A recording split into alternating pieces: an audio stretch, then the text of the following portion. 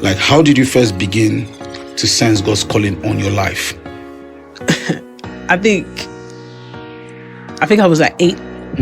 When that early?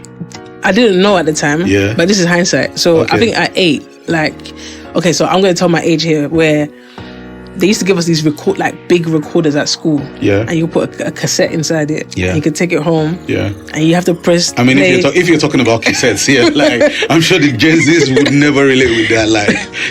Like you press play and record at the same time, and it records your vocals, right? So I used to sit there, and my parents had a book, I think it was by T.D. Jakes or something like that. So I would read it, and then I'll just start preaching. Like the book, like as a sermon, or I would hear a sermon on TV, and I just start preaching it and recording it. My parents would be thinking, what is this girl doing upstairs? Like, she's always listening to music. I was recording sermons half the time.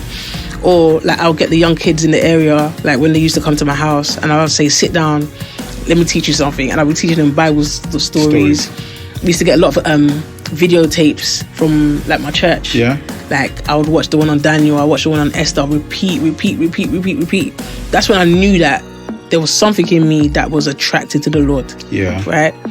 And I would always want to do things to do with God. I would go to church, I was a part of the choir, I was, doing different things. And I just said, okay, cool. Somewhere in my life, I feel like I'm going to do something that's to do with the Lord. Yeah. I didn't know at the time.